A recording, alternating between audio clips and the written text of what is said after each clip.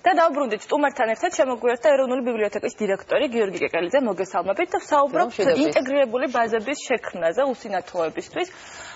ძალიან მნიშვნელოვანი პროექტია და უზარმაზარიც. ამას ალბათ ხდება მაყურებელი. რა კონკრეტულად რა მასალას მოიცავს ეს ბაზა და როგორ ექნებათ საშუალება ადამიანებს, რომლებსაც არ აქვთ იმის შესაძლებლობა, რომ წიგნი წაიკითხონ, მოისმინონ უკვე ეს ყველაფერი. Ევერტონო, მოგესალმებით კიდევ ერთხელ, დიდი მადლობა მოწვევისთვის. მოკლედ საქმე ის არის, რომ დღეს მსოფლიოში ზოგადად ძალიან მოდურია აუდიო წიგნები და გარდა მოდურისა ბუნებრივია არსებობს უკიდურესი საჭიროება ამ წიგნების არსებობისა იმ ადამიანებისთვის, რომელთათვისაც არ არის თქვათ ხელმისაწვდომი კითხვა კლასიკური გაგებით.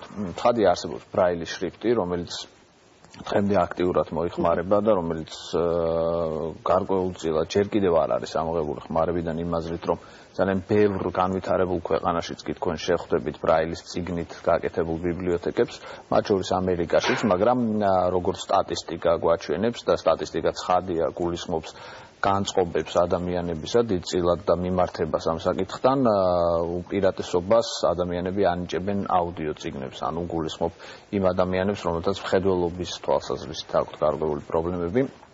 შესაბამისად ჩვენ გადავწყვიტეთ, რომ შეგვექმნა მთელი ის ბიბლიოთეკა, რომელიც არის წარმოდგენილი ამ შემთხვევაში ეროვნულ ბიბლიოთეკაში აუდიო ვერსიად და გაგვეთავსებინა ეს ცალკე საიტზე. ცხადია, მას სჭირდება ძალიან სერიოზული მუშაობა და ამ ყველაფერს ჩვენ ცალკე ვერაფრით ვერ გავაკეთებდით და ამაში ჩვენ მხარში ამოგვიდგება საქართველოს ეროვნული არქივი, რომლის ბაზაზეც თქვათ მოხდება ამ ყველაფრის ჩაწერა, მას აქვს საკმაოდ მნიშვნელოვანი აპარატურა და ასევე დაგვეხმარება საქართველოს თეატრისა და კინოს ინსტიტუტი, რომლის სტუდენტებიც სხვათა შორის ჩაწერენ აი ამ წიგნებს, რომლებიც დიდწილად ბუნებრივია შერჩეული იქნება ბიბლიოთეკის თანამშრომლების მიერ და იგულისხმებს პირველ ყოვლისა კლასიკას იმ თვალსაზრისით, რომ ბუნებრივია ამ ადამიანების უმეტესობას აქვს მოთხოვნილება და განსაკუთრებით ახალგაზრდებს და სკოლის მოსწავლეებს გაეცნონ იმ ლიტერატურას, რომელიც თქვათ გარკვეულწილად ბარდება თუნდაც უმაღლეს სასწავლებლებში და ასე შემდეგ, ანუ პირველ ყოვლისა ჩვენ საჭიროებების და მიხედვით განსაზღვრავთ ჩვენს პრიორიტეტებს და ამავდროულად ბუნებრივია იქნება გარკვეული გამოკითხვები თქვათ უსინათლოთა სკოლებში, შესაბამის დაწესებულებებში, პროფკავშირებში და ასე შემდეგ, რომელთა მიხედვითაც ჩვენ მათ მიერ წარმოდგენილ წიგნებს და დასახელებულ წიგნებს გავაციფრებთ. ცხადია, აქ დგას გარკვეულწილად პრობლემა საავტორო უფლებებისაც, მაგრამ მე დარწმუნებული ვარ, რომ გამომცემლები თქვათ აი ამ შემთხვევაში ამოიჩენენ კეთილნებას და იმ წიგნებს, რომლებსაც ისინი აი ამ მიმდინარე პროცესში ყიდიან, უფასოდ გაგვათავსებინებენ საიტზე, უფრო რომ თქვათ პირდაპირ კონკურენტი აუდიო წიგნი და ბეჟდური წიგნი ნამდვილად არ არის და შესაბამისად მე დარწმუნებული ვარ, რომ თქვათ აი ამ ტიპის წიგნების გულისხმობ თანამედროვე ავტორებს გამოჩნდება ამ საიტზე, მაგრამ კიდევ ერთხელ ვიმეორებ, დიდწილად აქ იქნება განთავსებული კლასიკა, კლასიკის ქართული ნაწილი და ამავდროულად რაღაც ნაწილი უცხოური ტექსტებისაც, ანუ ძირითად ტექსტებს გულისხმობ, მაგალითად გვინდა რომ გავაციფროთ შექსპირის რამდენიმე პიესა, დანტე ალიგიერი და ასე შემდეგ ის ტექსტები, რომლის საკითხაც დარწმუნებული ვარ ასევე ძალიან უნდათ ამ ადამიანებს. ჩვენ ასევე ბუნებრივია გავაგრძელებთ ბრაილის შრიფტით გამოცემული წიგნების განთავსებას ჩვენს ფონდში, მაგრამ პრიორიტეტი ამ შემთხვევაში უკვე იქნება აუდიო წიგნები. აქ ერთი ნიუანსია უბრალოდ, რომ არსებობს გარკვეული პრაქტიკა, როდესაც რობოტი კითხულობს ამ წიგნებს, მაგრამ როგორც გამოკითხვებმა გვაჩვენა, აი ამ ადამიანების უმეტესობას აღიზიანებს რობოტის მიერ წაკითხული წიგნი, ან ბოლომდე ვერ ადევნებს ხოლმე თვალყურს, იმიტომ რომ ძალიან ისეთი მონოტონური ტონი აქვს, როგორც წესი, ნაკლებად ემოციური და მხოლოდ ინფორმაციული ამბავია და შესაბამისად ჩვენ გადავწყვიტეთ, რომ ეს ყველაფერი წაიკითხა სტუდენტებს, რიგ შემთხვევაში სხვა შორის ავტორებსაც, ანუ ქართველ ცოცხალ ავტორებს თავისი ტექსტები და რიგ შემთხვევაში თუ თქვათ მათ დრო ექნებათ პროფესიონალ დეკლამატორებსაც.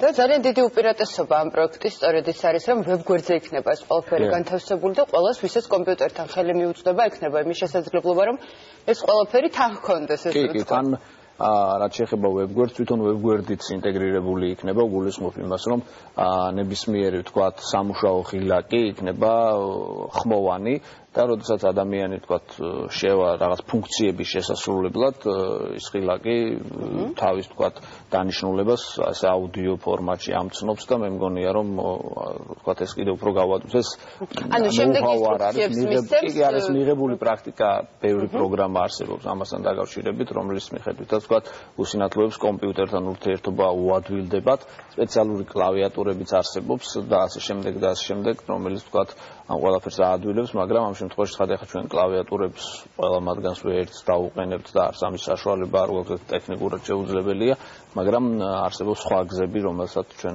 გამოვიყენებთ აქ თუ არსებობს უკვე სახელწოდება რომელიც იქნება ამ ვებგვერდის და დაახლოებით როდის ვარაუდობთ რომ შეიძლება პროექტი ჩაეშვა და ჩვენდა სულად ვერ დაიწყებს თავიდანვე ფუნქციონირებას ჩვენ ვფიქრობთ რომ სადღაც 3-4 თვეში ეს პროექტი უკვე დაიწყებს ფუნქციონირებას რაც შეეხება მისამართს ჩვენ ვფიქრობთ რომ ეს ჩვენსავე საიტის MPLG Go-ის ერთ-ერთი მისამართი იყოს და გარკვეულწილად თქვათ კიდევ უფრო გააადვილოს ინტეგრაცია იმიტომ რომ ჩვენ არ გვინდა ამ ყველაფრის გაკეთება რაღაც მოწყვეტილ სივრცეში და რაღაც განცალკევებით მე ვფიქრობ რომ აი თქვათ ამ ყველაფრის ერთმანეთთან შეერთება არის უფრო სწორი ნაბიჯი გასაგებია გარდა ამ მნიშვნელოვანი პროექტისა უახლოეს დღეებში თავიღის მნიშვნელოვანი გაქვს პრეზენტაცია წიგნის ხედავთ განთავსებულ 9 თავიანი ფეხბურთის ზღაპარი ვაჩვენებთ მაყურებელს ხო ამ ზღაპრებზე და წიგნზეც უთხრათ მაყურებელს თუ გავითვალისწინებთ იმას რომ თქვენი ბოლო წიგნი ნამდვილ ბესტსელერად იქცა ქართულ სივრცეში უნდა ველოდოთ იმასაც რომ ამის პრეზენტაციაზე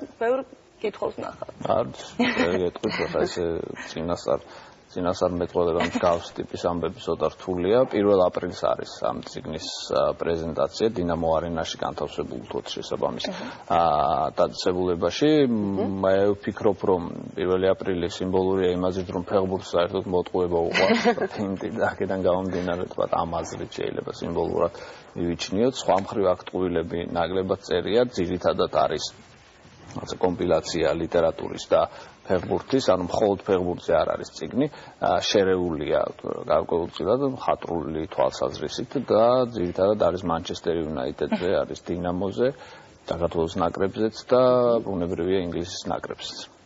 რა საინტერესოა საქართველოს და ინგლისის ნაკრებს? სხვადასხვა ესე არის ერთმანეთთან კავშირში არ არის, ხო, იმიტომ გამიკვირდა. ერთმანეთს ოდესღაც, მაგრამ დიდ კავშირში არის. მაგრამ სამწუხაროდ ოდესღაც. ეხლა პარალელებს ვეღარ გავავლენთ. გავაგეთ 2-0. მაშინაც. გასაგებია. გისურვებთ წარმატებებს, მაყურებელს. თქვენი წიგნის პრეზენტაცია 1 აპრილს იქნება დინამო არენაში და შეუძლიათ დაესწროთ პრეზენტაცია. საკონფერენციო დარბაზში დინამო არენას პირველ. გასაგებია.